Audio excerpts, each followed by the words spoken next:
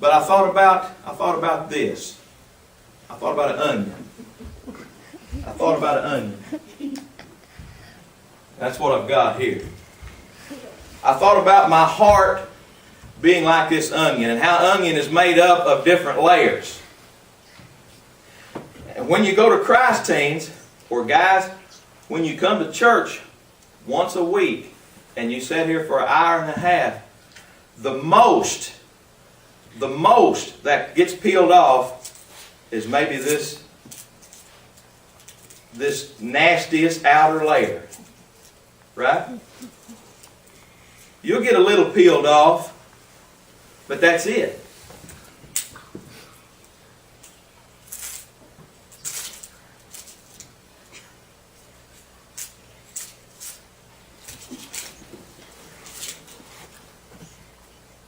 Right? And you don't even really realize it. And so then you leave and you spend the rest of the week forming another peel, growing over this layer, right? Why does that happen? Well, it's maybe the people we run around with. It's maybe the shows we watch on TV. It's maybe the things we involve ourselves with of this world. All week we're bombarded with that, and the layer is still there. And just like an onion, you've got to get down in there to get to the real stuff, right? Huh? I'm starting to smell it now. This is what an onion looks like. This is a cross section of an onion. Around that core is all those layers. It's all those layers. And my heart gets that same way.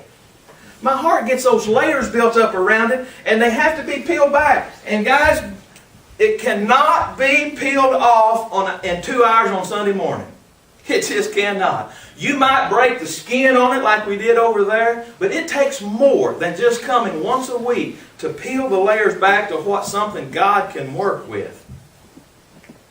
And that was the illustration that I thought as I sat there at Christ Teens of how my heart was like that onion. On Friday nights there would be a layer or two peeled off, and during the day Saturday as you're immersed in worship and study, the layers begin to come off, and by Saturday night when you come together to worship, it's the real deal.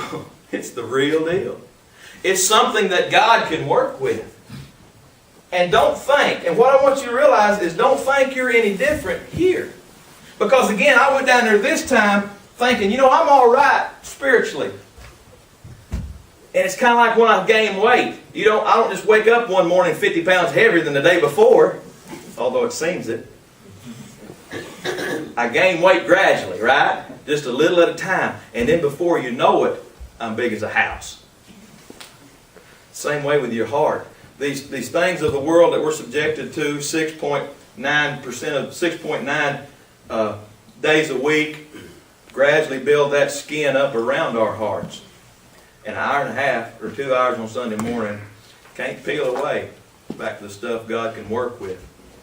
We have to make an effort by the people we hang around with, by the things we meditate on, as Paul talked about there in Philippians 4, by the places we go, by the things we do, by the scriptures we study, by the conversations we have with God. And Paul said, what? Turn to the Lord is the only way to have that veil removed. That's the only way to peel the layers back. I want to share something with you that I come across this week on Facebook, Brenda.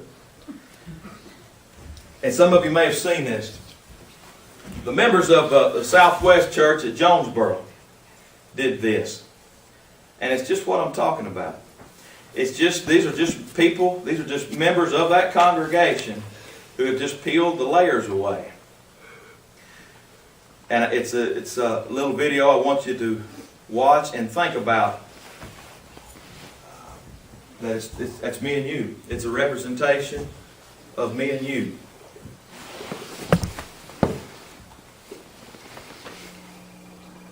The fact of the matter is that we're all banged up a bit.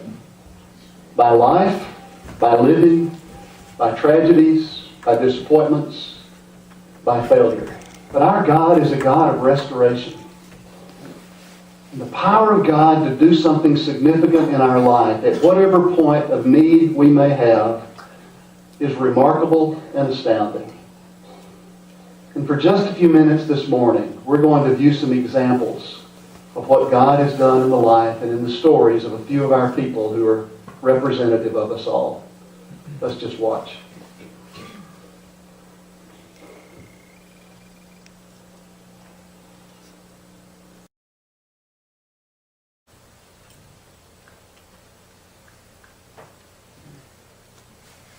In Psalms 136, as y'all know, I'm trying to read the Bible through in 90 days. And reading that much every night, you can't get all the points from all the chapters, all the verses. It's just impossible. But occasionally, I'll come across something that sticks out in my mind. And that happened in Psalms 136. In Psalms 136, the psalmist will praise God. He will say something, and he always follows it up between each verse with, His love endures forever. And that's what I want us to do this morning. I'm going to read the verse, and y'all are going to say, His love endures forever. From Psalms 136.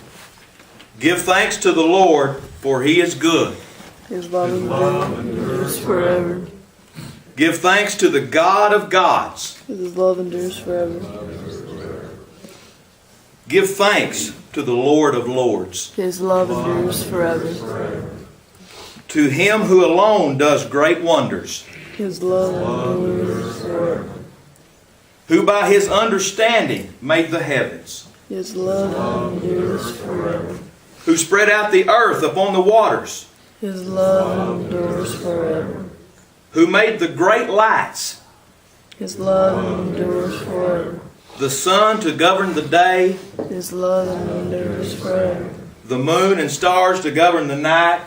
His love endures forever.